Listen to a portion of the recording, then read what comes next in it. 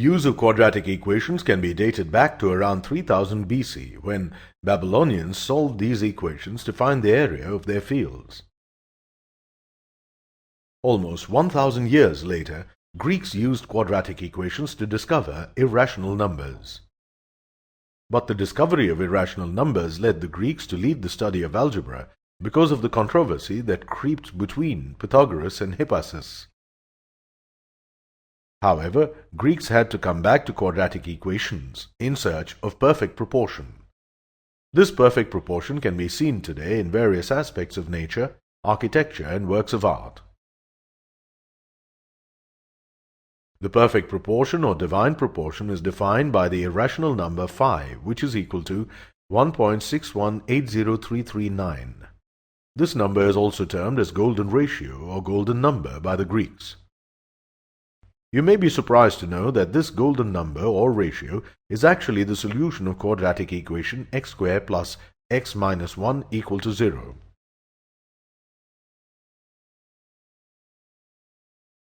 There is something very important about this quadratic equation. Do you know what it is? Well, the quadratic equation x squared plus x minus 1 equal to 0 is used to study the population of rabbits and the patterns in which the seeds of sunflowers and leaves on stems of plants are arranged. These patterns are linked to the golden ratio through the famous Fibonacci sequence. This sequence is a numerical series generated by adding the previous two terms starting 0 and 1. The ratio of any two terms of the sequence approximates to the golden number. Fibonacci sequence was named after its discoverer, Leonardo Fibonacci. Let's see how Greeks obtained this quadratic equation x squared plus x minus 1 equal to 0. In order to obtain this equation, a rectangle is partitioned into a square. Greeks found that the rectangle that had the most aesthetic proportions is the one that has the ratio of length to the breadth equal to the ratio of the side of the rectangle to that of the square. So considering this relation, the Greeks found the equation x squared plus x minus 1 is equal to 0. Note that by solving the quadratic equation x squared plus x minus 1 equal to 0 and considering the positive value, we get the golden ratio or number, that is phi. Use of quadratic equations is not restricted only to Babylonians, Greeks, and other ancient mathematicians. Instead, these equations have wide applications in solving many real-life situations ranging from space science to the game of football. Let's see how we can apply quadratic equations to solve day-to-day problems.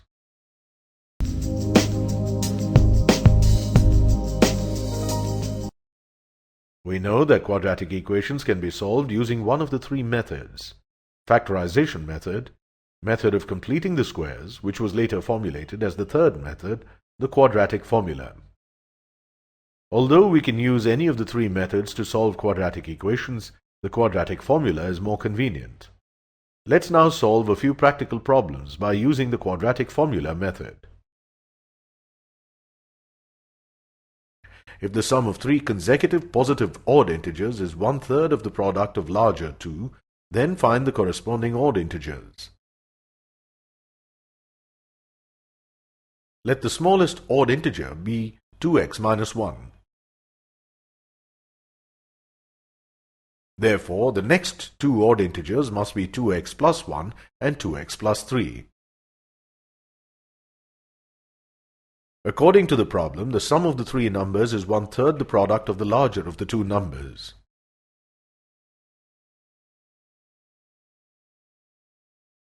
On simplifying the left-hand side of the equation and multiplying it by 3,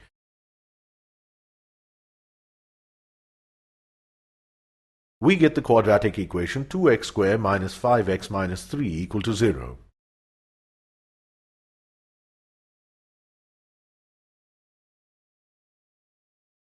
Finally, we solve for x using the quadratic formula to get the value of x as minus 1 and 6.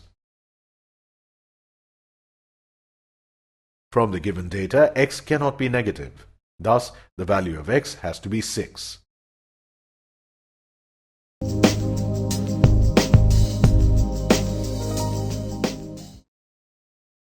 Are the following equations quadratic equations?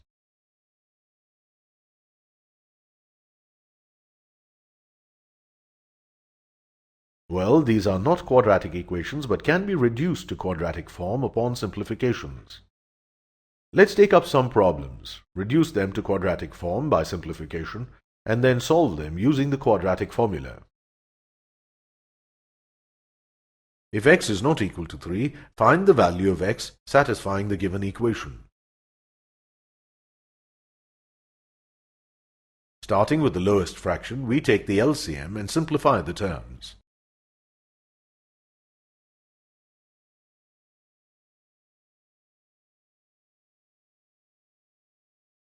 Again, we simplify the next fraction.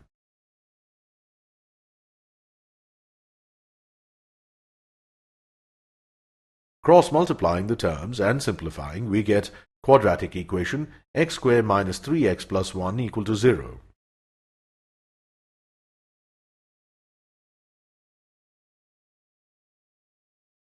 Solving for x, we get two values of x3 plus root 5 whole by 2 or 3 minus root 5 whole by 2.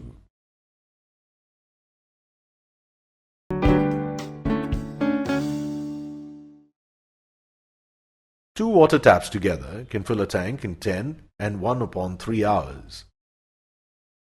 The tap of larger diameter takes 7 hours less than the smaller tap to fill the tank separately. Find the time in which each tap can separately fill the tank.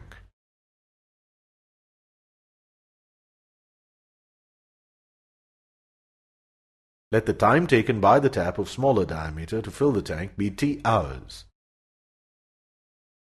So as per the given condition, the time taken by the tap of larger diameter must be t minus 7 hours. Since the total time required by both taps to fill the tank together is 10 and 1 upon 3 hours. So as per the given condition, the addition of per hour filling time of both the taps is the reciprocal of the total time given to fill the tank by both taps. Now, we take the LCM and simplify to get the quadratic equation 3t squared minus 83t plus 217.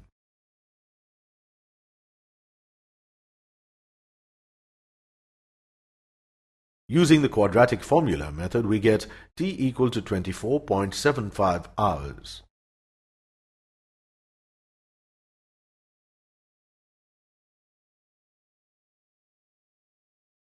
Hence, tap with the smaller diameter fills the tank in 31.75 hours, and the tap with the larger diameter fills the tank in 24.75 hours.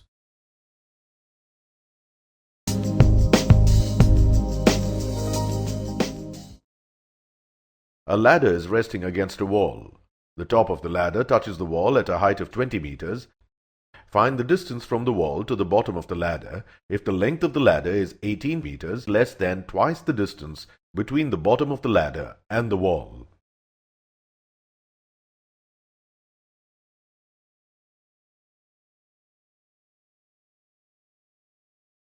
It is given that the height of the wall, say AB, is 20 meters and a ladder, say AC, is resting against it. We need to find the distance BC. Let's assume the distance BC to be x meters. It is given that the ladder is 18 meters less than twice of distance between B and C. So, the length of the ladder must be 2x minus 18 meters. Since triangle ABC is a right-angled triangle, right-angled at B, so AC square is equal to AB square plus BC square. Let's call this equation 1. Let's replace the respective values of AB, BC, and AC in equation 1. On simplifying, we get a quadratic equation 3x squared minus 72x minus 76 equal to 0. Finally, we solve for x to get x equal to 25.01.